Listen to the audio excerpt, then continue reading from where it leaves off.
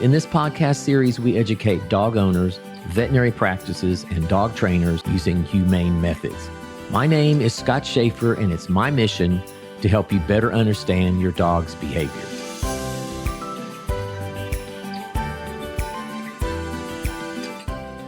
Welcome back to the USA Dog Behavior Podcast. I'm Scott Schaefer, a certified dog behaviorist specializing in all types of canine behavior issues.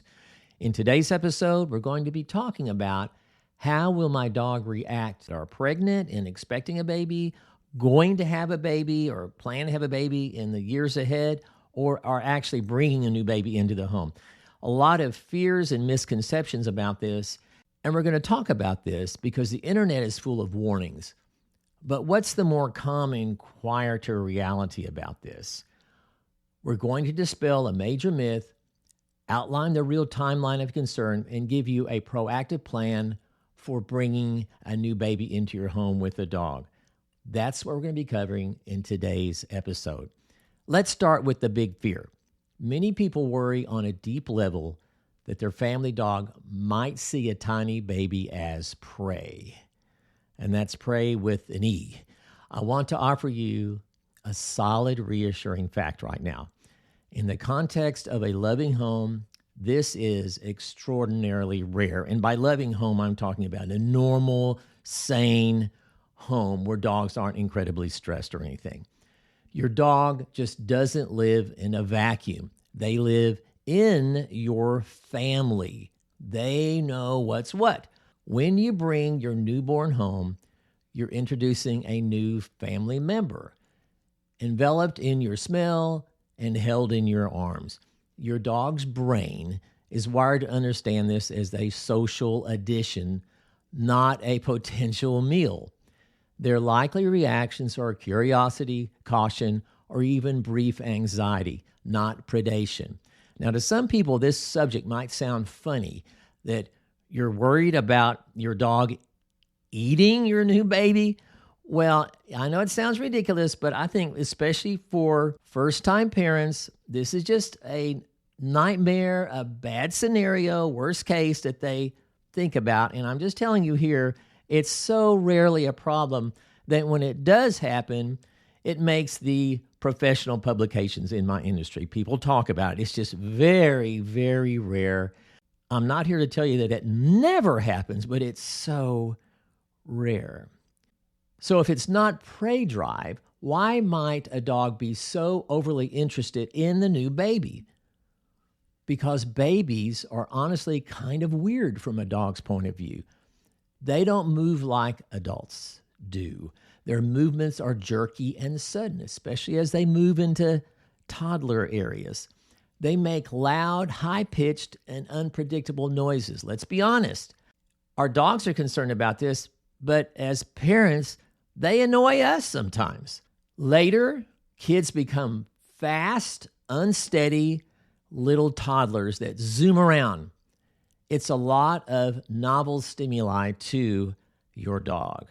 And they don't really understand 100% of what's going on. So it might scare them a little bit. We make a mistake assuming our dog automatically sees the new baby as a small adult. This is a big thing in my business. Your dog doesn't see a baby as a miniature version of you. They don't get it. They're small. They have two legs like you do, but that's about the only thing they connect.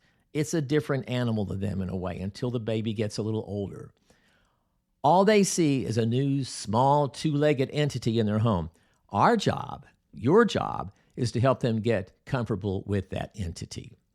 Now, let's talk about the safety timeline, because this is where practical management comes in. Counterintuitively, this is a very important point right now. Counterintuitively, the first few months with a stationary newborn are often the logistically easier phase for a dog adjustment. Keyword there is stationary newborn.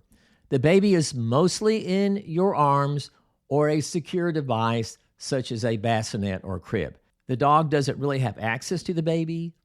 Baby's not moving around. It's usually not a problem. Your main jobs are a calm first introduction and, crucially, environmental safety. You must ensure any bassinet or crib that we just mentioned is absolutely secure and that an excited dog can't knock it over. Ironically, I think the biggest danger to new babies at home is the dog jumping up on the baby or knocking the bassinet over or whatever they're in. That, to me, is your biggest danger. So be careful about that. We tend to worry about things that aren't so much a problem and ignore that very important thing. Use baby gates to create safe, separate spaces from day one. The period that demands your most active and watchful supervision begins with mobility. Their mobility. When the baby starts crawling and then walking, the game changes entirely. So this is when the baby is a few months old. Now the child can actively interact with, chase, or here's an important one, accidentally startle your dog or grab onto your dog for stability. This is the prime time for misunderstandings and concern. You must watch your dog's body language for signs of stress like lip licking, yawning, or turning away. And you've got to teach your child gentle touch from the very first interaction. I really encourage everyone to go to my website, usadogbehavior.com, and I have a video on there. It's a free video about understanding dog body language. It's the first video listed under the videos tab. It's free, it's 49 minutes, and I think it's something that every parent should watch so they know what makes dogs stressful and how to properly interact with them. And then you model that with your child and then teach that to your child later. Always intervene before either party gets overwhelmed, before the dog gets overwhelmed or the baby. And if you watch that dog body language video that I have, you'll know better what to watch for in your dog. Dogs just about 100% of the time tell us what they're thinking before they take any action. Your strategy as a new parent should be built on trust and positive association between baby and dog. Let your dog sniff a baby blanket before the big initial introduction. Reward your dog with treats for calm behavior near the baby. And this following thing is non-negotiable. Give your dog a kid-free sanctuary, so important, like a crate or a bed behind a gate that everyone respects. This is their go away, I need some peaceful time area for your dog. Just like new parents sometimes need a break from a crying, demanding baby, your dog will need it as well.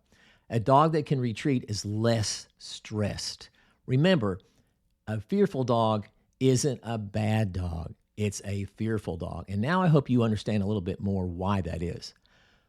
With time and positive experiences, your dog will almost always come to accept the baby as part of their family fabric.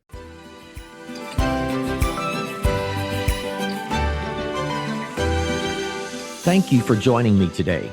Don't forget to subscribe and share this podcast with other dog lovers.